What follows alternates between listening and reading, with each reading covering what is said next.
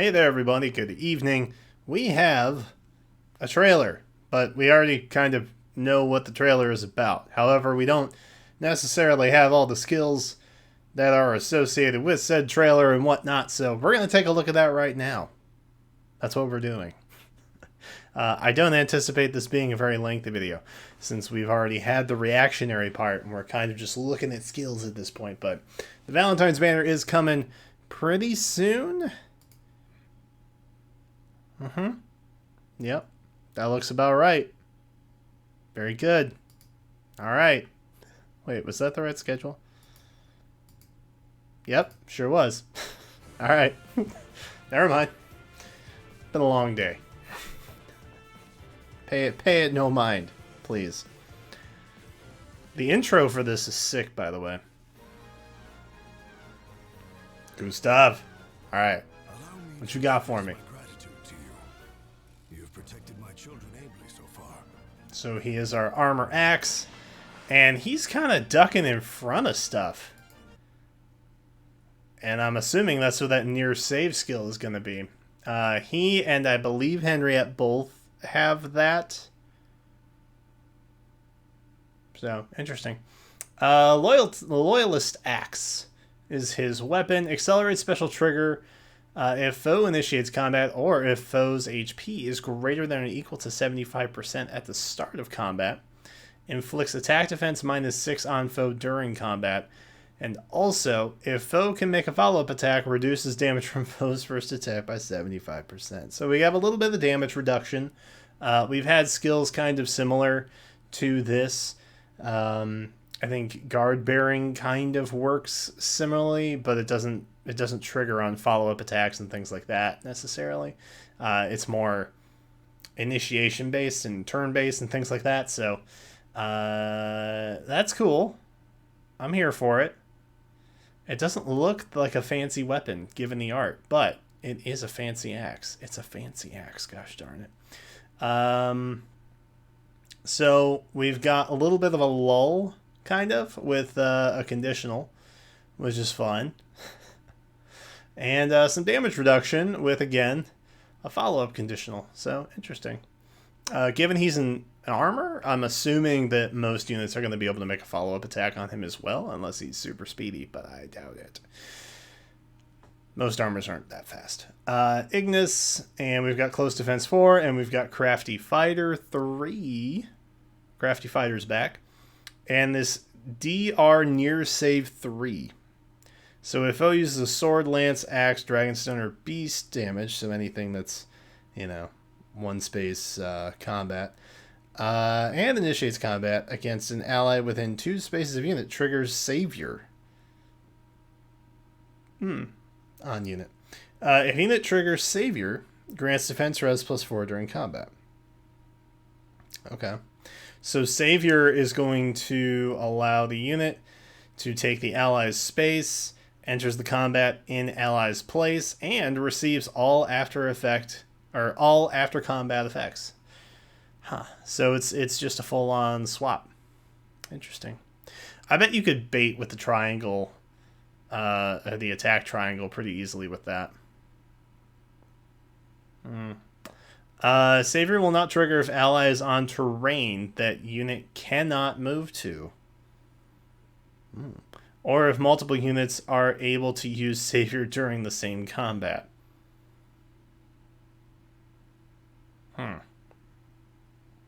So if you've got 2 Savior units next to each other, I assume, or within 2 spaces of the unit getting attacked, it won't trigger. So Savior triggers after combat movement effects do not occur. Well, obviously. Interesting.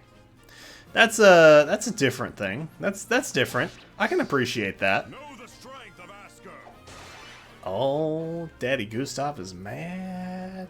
Mama Henriette, hello. I'm Alphonse and Sharena's mother. What up, Lady Queen? Alright, so she's an armor red tone. Interesting. Anybody notice how Sharena and Bruno got absolutely snubbed in this?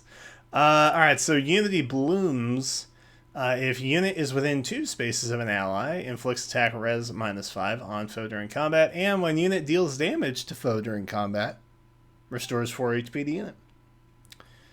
Okay. So that's fun. I can appreciate that one as well. Everybody's got to be within close proximities, man.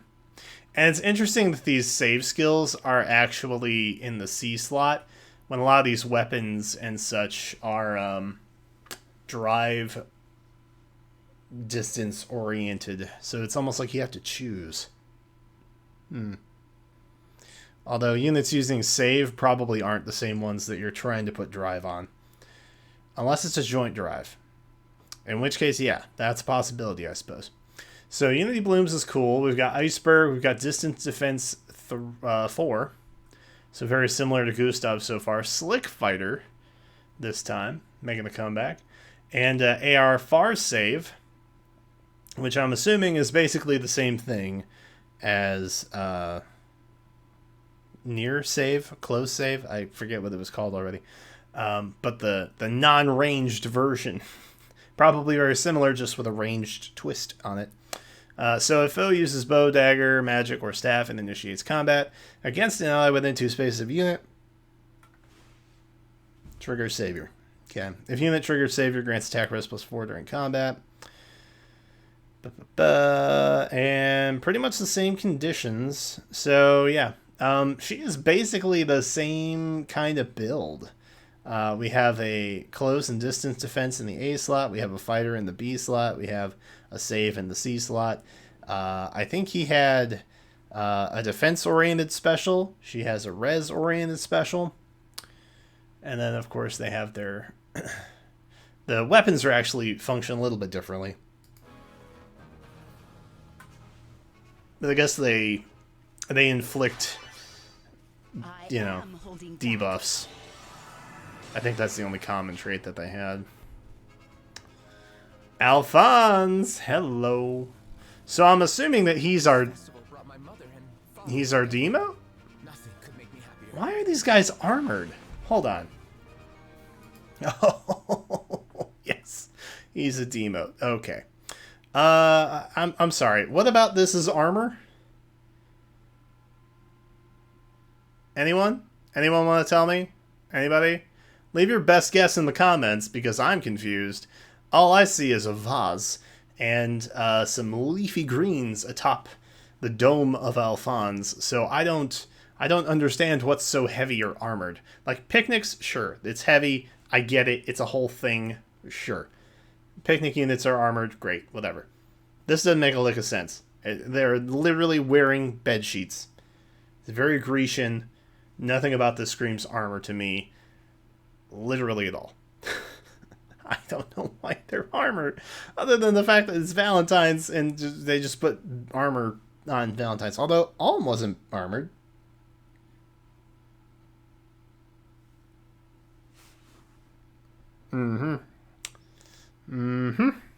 Okay. Alright. Alright. I'll play along. Amity Blooms. If unit is within 2 spaces of an ally, inflicts attack res -5 on foe during combat, and when unit deals damage to foe during combat, restores 4 HP to the unit. So this is basically what this is the green version of Henriette's Tome. That's what this is. We have Moonbow. We have Defense Res Form 3, which is new. Form skills, I guess, are fine. Have you ever used a form skill? I have never used a form skill in my life, unless it was just in the base kit and I hadn't replaced the A passive yet. I don't think I've ever willingly used a form skill to date. Bold Fighter. Bold Fighter is Bold Fighter. Nothing too shocking there. He is definitely our 4-star boy. So if you want an Alphonse, the downside is he's green, so good luck getting those stones. Oh, by the way, I did my special hero poll.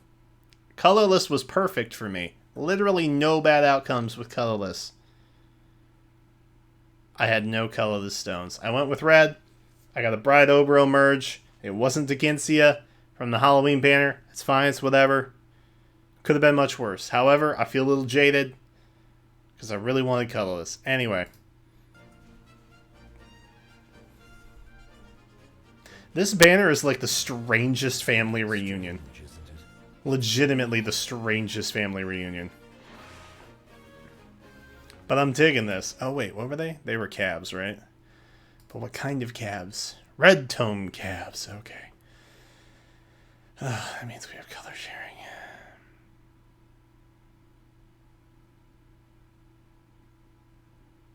Wait. Hold on. Hold on. Green, right? Green. Red. Green. Red.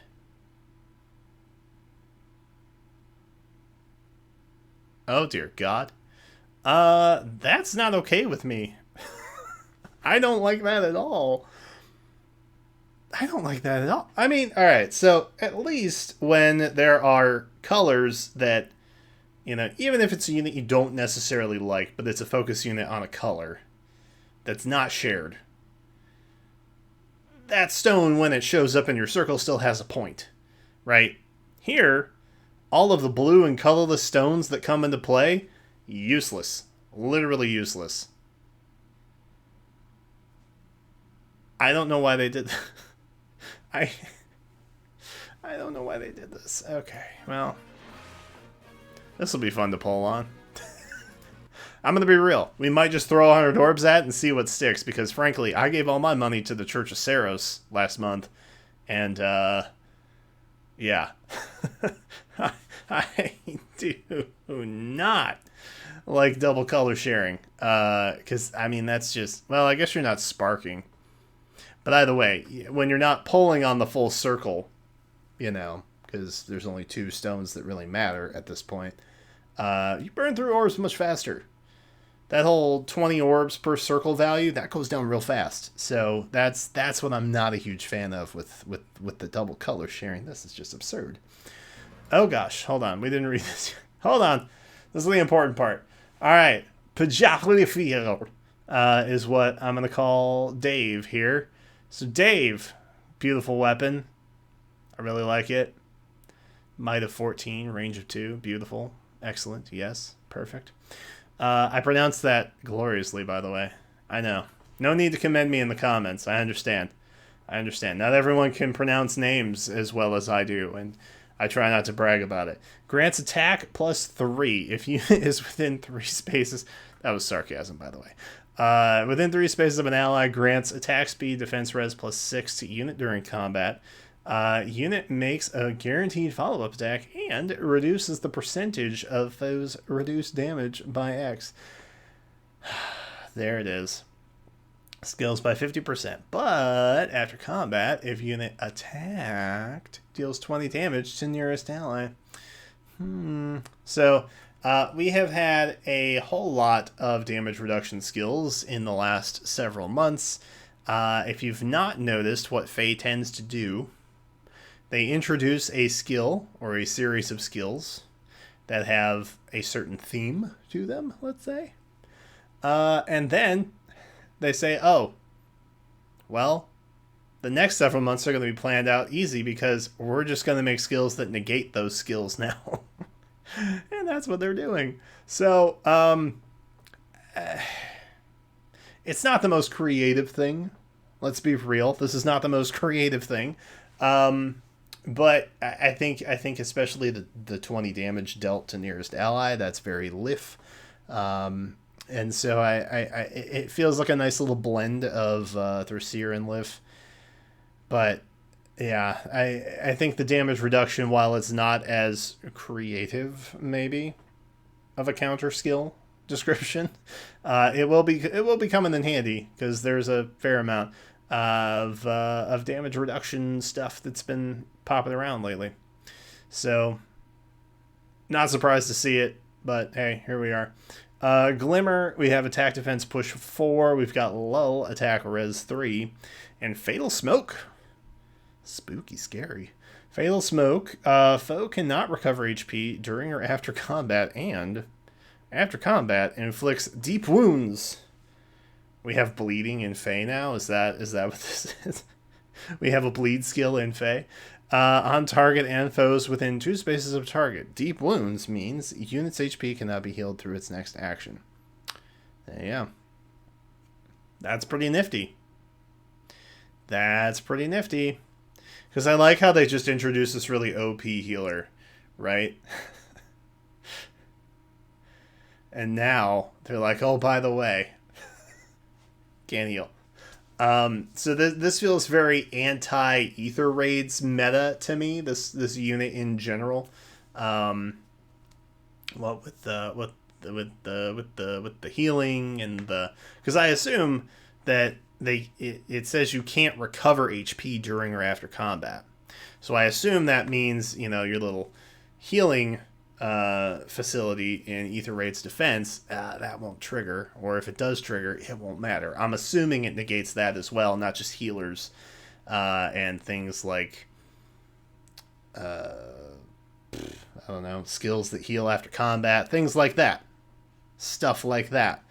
I assume it will negate that as well, so that could be a pain in the butt. That could be a pain. This is honestly the unit I'm most interested in. And it's just a duo unit. But it's not armored. Ah, yes. The duo skill. Deals damage to foes within 3 spaces equal to 10 plus 50% of total damage dealt to HP of allies within 3 spaces. Max damage of 40. What? Let's take that slower. Deals damage to foes within 3 spaces equal to 10 plus 50% of total damage dealt to HP of allies within 3 spaces. So, the weapon skill that we have is going to deal 20 damage to nearest ally.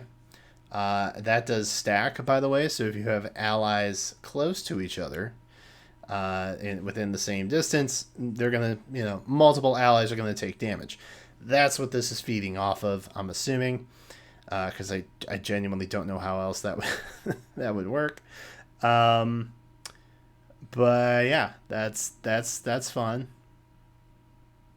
That's fun, and obviously enemy damage as well would contribute to that. So it's kind of nice that they're weaving it in a little bit. That's fun. It's also going to inflict attack speed -7 on foes within 3 spaces of unit through their next action. Yikes. Okay, so a little advanced dual threatens that we little attack speed threaten 4 we've got going on here, it seems, because I think that's just within 2 spaces, and this is now 3 spaces. So of course we're jumping up a bit, yeah. So that's kind of interesting. This is a very this is a very Hail Mary type of skill. Yeah, look at that. For me? Look at that. See, it's okay to damage your own units. It's okay to let them get a whittle down. Dang, so they're like they're negating a lot of stuff, bro. That's kind of crazy. That's kind of crazy. So, I'm going to be real. Between Duo Lif and Henriette, I think red is probably everybody's favorite color to pull on this time. Veronica, our blue Cav tome, is going to be our newest Grail unit to hit the shop sometime TBD. But she will be a Tempest Trial reward, so that'll be coming soon. I don't know why Alphonse is fighting himself as well as his family, and then also his parallel self. This I get. This combat right here, this I understand. I totally get that. Literally everything else, I don't understand. This is, like, as I said, this is a very strange family reunion that we have going on here. Oh God. Anyway, that is, I think, the end, right? Yes, and I don't think we get a spark, which is utterly terrifying. Because you can see we have double shares going on, so all your blue and colorless stones, they don't seem to matter much. And if you were hoping that the 4-star special thing with the old 5-star units coming into play, I don't believe that starts yet. I believe the banner that starts on is actually the Hero Fest, featuring the Sothis, Duo Ephraim, Shamir, Shinon stuff. So yeah, there's really no reason to pull blue or green or blue or colorless on this. It's gonna be a very costly banner. I love banners that force you to snipe when you maybe don't want to snipe at all. Okay, but at least Alphonse is a 4-star. That's kind of cool. And his weapon seems interesting. It's a good green weapon inheritance, I guess, if nothing else. Wow, have I been talking this long already? Oh my goodness. All right, listen, that's it for me. I have nothing else for you. This was a good time. We got to do some commentary and relive the banner. Thank you all so much for watching. Let me know your thoughts about this banner in the comments down below, or any other question I asked you. I honestly don't remember all that was at this point. Oops. So that's it for me. Thank you guys for watching. Thank you for subscribing. Thank you for supporting. And until then, I will catch you next time.